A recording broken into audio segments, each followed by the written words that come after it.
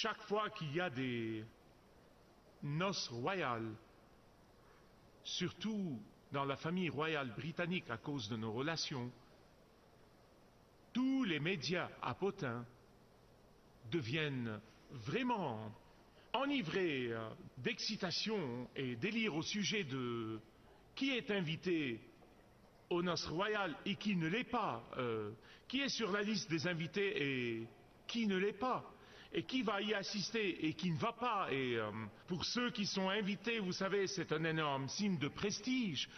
Combien de temps ce banquet royal ou ces noces royales durent? Peut-être 1 heure ou 2 à la cathédrale de Saint-Paul ou à la chapelle de Westminster. Puis, si vous êtes invité au palais, peut-être quelques heures de plus, puis c'est fini, c'est parti, c'est du passé. Les meilleures noces royales ne durent que pour une courte période de temps. Mais Jésus nous parle d'un banquet royal, d'un banquet de noces royales qui va durer pour toujours, toujours, toujours, toujours. Il est pour l'éternité, il est interminable.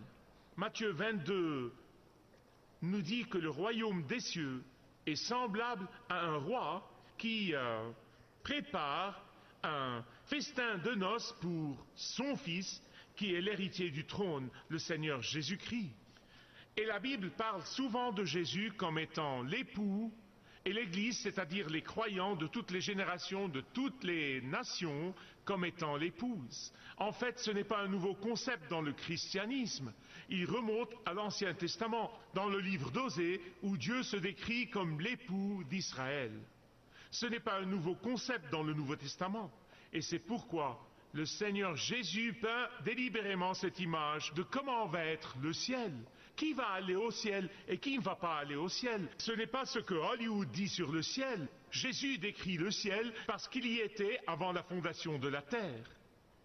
Et donc il dit que là, au ciel, aura lieu l'union permanente entre les croyants et le Seigneur Jésus-Christ. Ce roi envoie son personnel royal, ses serviteurs royaux, pour distribuer les invitations. C'était des invitations gravées, c'était des invitations spéciales. Venez, venez à Jésus maintenant pour que vous puissiez aller au ciel quand vous mourrez. Venez à lui maintenant et éprouvez la joie ineffable. Venez à lui maintenant. Et cette invitation, quand certains l'ont reçue, ils se sont moqués de ceux qui les leur ont donnés, ils les ont raillés, en fait, ils les ont persécutés et ils en ont même tué quelques-uns pour les avoir invités au festin royal. Et donc il envoie le personnel royal à un autre groupe de gens. Ce groupe de personnes a ignoré l'invitation. Ils ont ignoré ceux qui les ont invités. Ils étaient indifférents. Le roi les envoie donc à un troisième groupe de gens. C'est ce que la Bible appelle quiconque. Quiconque vient, et il les envoie au chemin et au sentier, et ces gens ont été invités, et ils se sont considérés comme étant indignes d'une telle invitation. Ils se sont considérés si reconnaissants d'être invités. Ils étaient extasiés d'être invités, et donc reconnaissants. Ils ont non seulement reçu l'invitation, mais aussi l'ont acceptée. Mais il y avait une quatrième réaction à cette invitation, ou une quatrième réponse. C'est ce que nous appelons aujourd'hui dans notre jargon les incrustes à la noce. Les incrustes à la noce. Et ils ont été sévèrement traités. Pourquoi? Parce qu'ils détonnaient réellement. En brossant ce tableau, le Seigneur nous dit quelque chose de très très important sur le ciel. L'important, c'est ce que Dieu dit sur le ciel et non pas ce que disent les autres sur le ciel. Car votre éternité est vraiment en jeu. Je veux que vous regardiez les 4 réactions différentes de plus près maintenant, d'accord? D'abord, il y a ceux qui ont refusé l'invitation et persécuté ceux qui les ont invités. Puis, il y a ceux qui ont inventé toutes sortes d'excuses pour ne pas accepter l'invitation. Et il y a ceux qui ont gracieusement accepté l'invitation. Et quatrièmement, il y a ceux qui croyaient qu'ils pourraient s'incruster dans le ciel s'incruster dans le festin céleste. Je vais expliquer chacune de ces 4 réactions, mais je veux que vous compreniez le tableau que brosse Jésus dans le contexte historique du christianisme du 1er siècle. Vous voyez, au Moyen-Orient, le festin de noces est indissociable des noces elles-mêmes. Ils ne font qu'un, ils vont de pair. Le festin et les noces ne font qu'un. Et selon la puissance financière du père de l'époux, cette célébration pourrait même durer des semaines. Je me souviens, quand je n'avais pas plus de 5 ou 6 ans, nous avions un voisin qui a marié son fils, et il y avait une grande-tante, et la célébration a continué et continué et continué pour au moins 7 jours de festoiement et de célébration. Mais les noces royales, bien sûr, sont célébrées au palais, et non pas à n'importe quel endroit. Et le roi est très prodigue lorsqu'il s'agit des noces de l'héritier du trône. Et ces images choisies par le Seigneur Jésus-Christ soulignent la générosité de Dieu le Père envers ceux qui acceptent son invitation par son Fils. Être sur la liste d'invitation du roi est un des plus grands honneurs qui soit. Être invité par le roi des rois devrait nous humilier démesurément. Être aimé du roi, être favorisé par le roi, être honoré par le roi devrait nous émerveiller. Et pourtant, le tableau que brosse Jésus ici nous dit que certains ont refusé l'invitation du roi. Bien-aimés, vous devez comprendre que dans la culture de l'époque, il va de soi que les rois n'étaient pas très tolérants envers de telles insultes. Les rois de l'époque n'acceptaient pas très facilement de telles insultes. Et c'est pourquoi la Bible parle du jugement de Dieu et de la colère de Dieu qui viendra sur tous ceux qui ont refusé l'invitation de Dieu le Père à venir à lui par Dieu le Fils. Et donc Jésus illustre ici l'invitation de Dieu à venir à lui par son Fils le Seigneur Jésus. Et donc le roi des rois envoie ses serviteurs à un autre groupe de gens. Cette fois, l'invitation est plus urgente, elle est plus pressante. Le temps presse. On ne sait jamais ce qui peut arriver. S'il vous plaît, acceptez l'invitation de Dieu maintenant. Ne jouez pas avec votre éternité maintenant. Malheureusement, le deuxième groupe de gens était vraiment comme les gens de notre siècle, les gens de notre époque. Ils sont très polis, ils sont politiquement corrects, ils sont très tolérants, ils sont indifférents. Si ce truc de Jésus marche pour toi, très bien, tant mieux pour toi, ne me l'impose pas. Oh, mais écoutez, ça n'a rien à voir avec nous, ça a à voir avec le roi de l'univers, le Dieu du ciel et de la terre, Adonai, Yahweh, qui a envoyé son Fils pour mourir sur une croix. Ça a à voir avec celui qui met les règles et dit, vous ne pouvez venir à moi que par mon Messie, mon Fils. Et pendant que le premier groupe a refusé l'invitation avec véhémence, ils ont persécuté et ils ont tué les serviteurs qui leur avaient apporté les invitations. Et nous voyons ça dans le monde entier aujourd'hui. Les chrétiens sont persécutés d'un bout du monde à l'autre. Ils amassent les opprobres sur le personnel du roi. Mais le deuxième groupe de gens, ils ont répondu aux invitations avec « Et alors ?» Indifférents.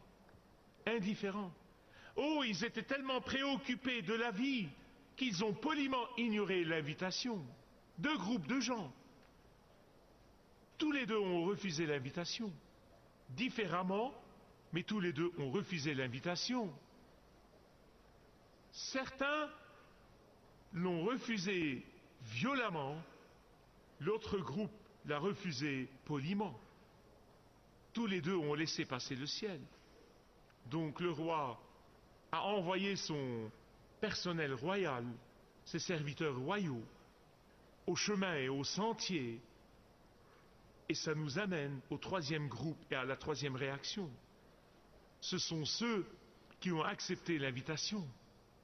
Vous voyez, vous devez comprendre ceci. L'important, c'est ce que Dieu dit, comment Dieu voit les choses. Et tant que vous ne vous en rendez pas compte, vous ne comprendrez jamais ceci. Vous voyez, ça ne change rien pour le roi des rois, que vous soyez riche ou pauvre, que vous soyez moralement bon ou moralement mauvais. Ça ne change rien pour le roi des rois. Pour lui, tout le monde pas atteint au niveau de Dieu.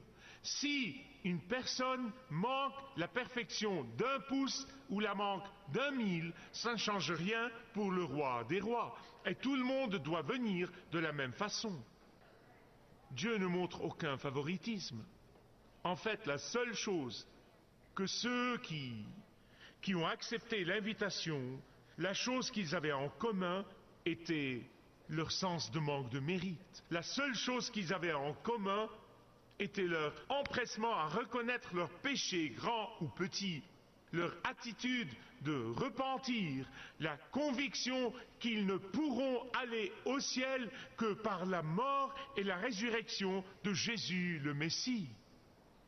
Que nous soyons de grands pécheurs ou de petits pécheurs, aux yeux de Dieu, nous sommes des pécheurs. La Bible dit, celui qui viole un commandement les viole à tous. Que vous soyez poli ou impoli, que vous soyez bon à vos propres yeux ou pas bon à vos propres yeux. L'invitation est pour tous, quiconque, elle est pour tous ceux qui comprennent que ce n'est que par le sang répandu du sacrifice de tous les sacrifices sur le calvaire, le Seigneur Jésus-Christ, que vous pouvez accéder au ciel. C'est l'essentiel. Mais il y a un quatrième groupe de gens, une quatrième réaction, un quatrième type de réaction, représenté par ce que nous appelons aujourd'hui dans notre jargon les incrustes de la fête. Cet individu a cru qu'il pourrait s'incruster dans le festin de noces célestes. Cet individu représente tous ceux qui ont été invités par Dieu le Père, tout à fait comme vous êtes invités en ce moment à venir à lui par Dieu le Fils. Peut-être qu'ils ont été invités par un voisin ou par un ami, peut-être qu'ils ont été invités par un collègue, peut-être qu'ils ont été invités par un pasteur ou par un livre, peut-être qu'ils ont été invités d'une façon ou d'une autre, mais ils ont décidé d'aller au ciel à leur façon. Ils représentent tous ceux qui ont décidé qu'ils devraient être acceptés par Dieu parce qu'ils ont fait quelques bonnes œuvres. Seule l'acceptation du Fils de Dieu, le Seigneur Jésus-Christ, et ce qu'il a fait sur la croix, vous fera accéder au ciel.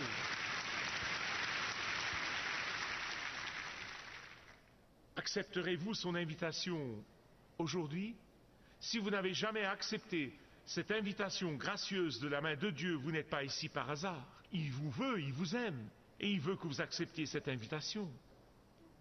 Vous voyez, les incrustes de la fête détonnent du reste des invités. Et ils ont été jetés dehors.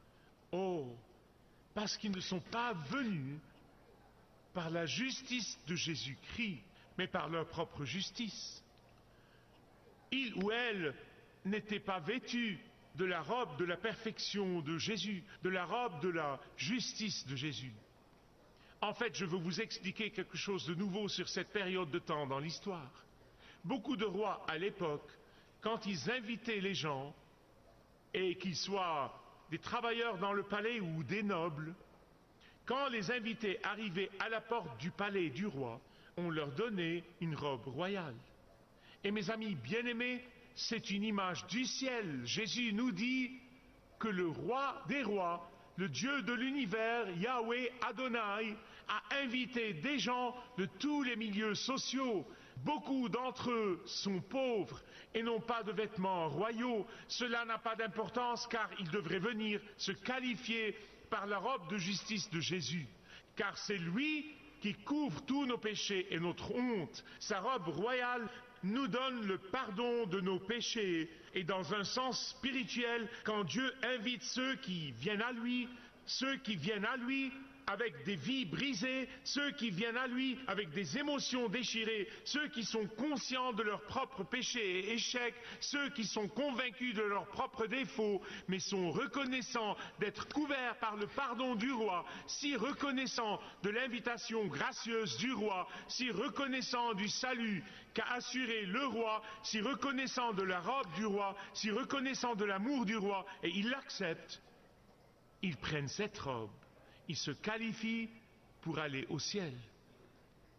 Vous voyez, ceux qui s'incrustent dans les fêtes représentent toute personne dans notre culture qui dit « Je vais venir à Dieu à ma façon ». Et ils défient l'unique condition du roi, ils défient l'unique plan du roi, ils défient l'unique chemin au ciel du roi. Ce sont ceux qui, en fait, croient à tort que Jésus n'est pas le seul chemin au ciel. Ce sont ceux qui croient à tort qu'il y a beaucoup de chemins à Dieu, qu'il y a beaucoup de chemins au ciel. Ce sont ceux qui veulent venir à Dieu à leur façon, et ce sont les personnes qui, selon la Bible, sont les incrustes du ciel, et Dieu ne leur laissera pas passer ça. Malheureusement, le roi non seulement affrontera ces individus, mais le roi les jettera dans l'étang de feu. Le désir de mon cœur est que personne ne refuse cette invitation. Mes chers amis, je ne mets pas les règles. Nul de nous ne met les règles. Dieu met les règles, nous leur obéissons. Voici la bonne nouvelle. Parce que Dieu est riche en miséricorde, parce que Dieu est riche en grâce, parce que Dieu est riche en sagesse, parce que Dieu est si riche en bonté, il fait une invitation. Sa robe de bonté, la seule robe qui vous qualifie pour le ciel, est à votre disposition. L'accepterez-vous? Accepterez-vous son invitation? Viendrez-vous à lui et lui remettrez votre robe déchirée